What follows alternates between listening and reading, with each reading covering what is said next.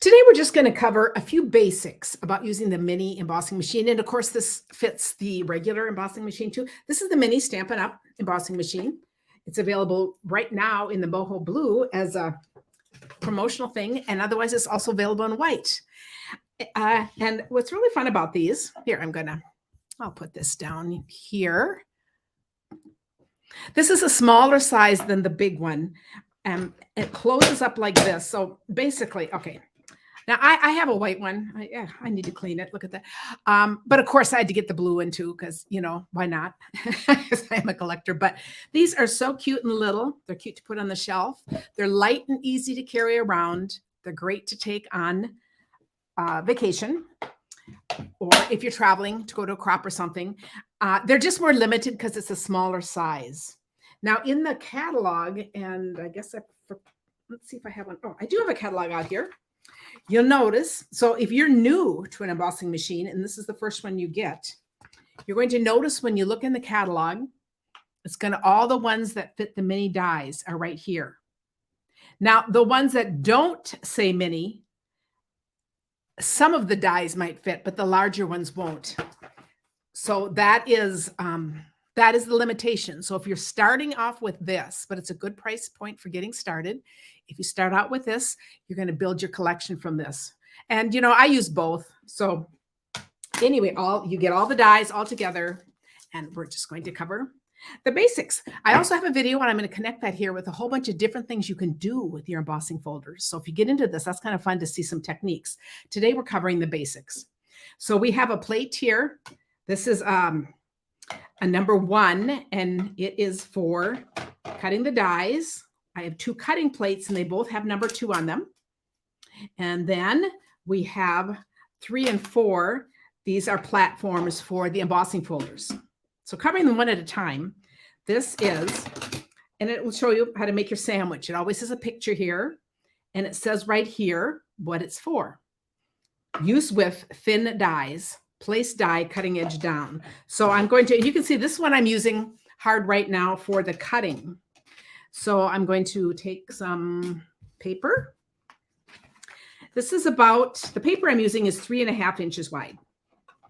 And now I can arrange some dies on here.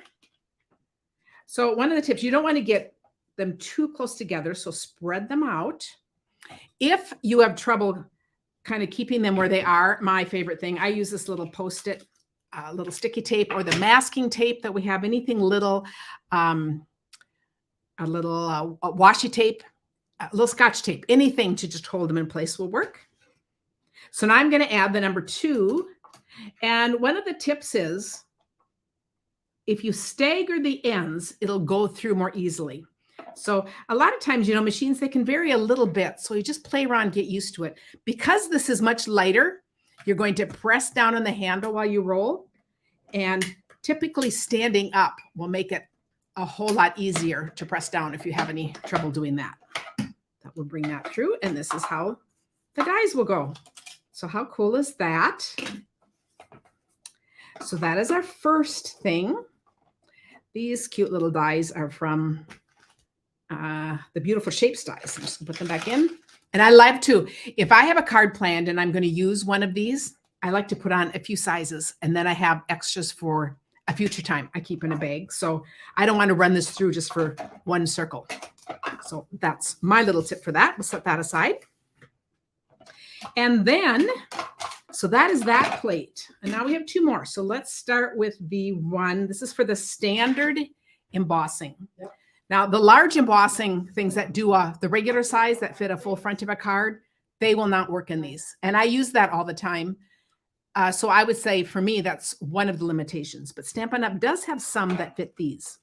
So here is a regular embossing one.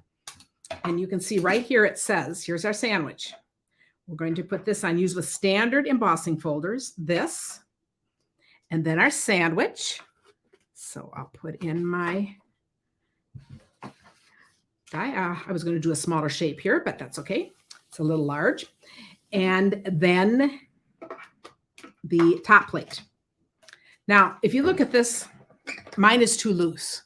And this is where it's just awesome. We call it adding a shim. And so you're just going to have a little piece of sheet of cardstock.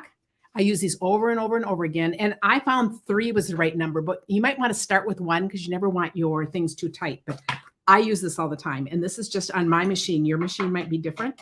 But I'd much rather have it be a little looser and then add this. So I'm going to just come down here and put these on.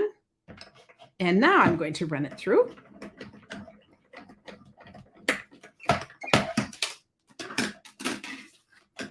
And how lovely is this? Not sure if you can see it terribly well, but anyway, that is just beautiful. So that is a standard. You can see this is fairly thin on an embossing thing. Then we have some 3D embossing folders.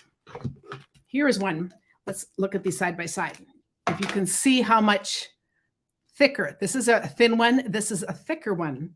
So now when we go to the thicker one, we're going to switch to number 4, but it's so handy. You can even use a marker and highlight the areas if you want, or put something so you see it more.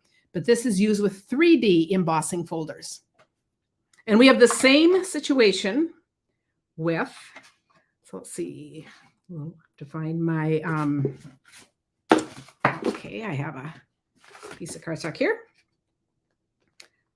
And I'm going to open this. Okay, and we'll always want to put the hinge side first. This is another little tip. And again, for mine, I find it works better with my 3 little papers. So I'm going to put this in. I'm going to put the top on. And I'm going to run this through.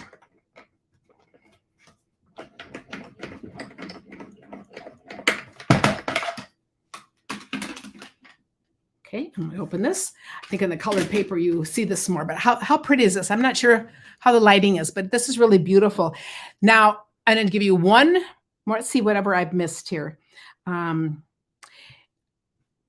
Dies are better going in the long way, and you don't want to, I already mentioned that, crowd them, but you can also move them into different spots. So you kind of are wearing things out at the same time.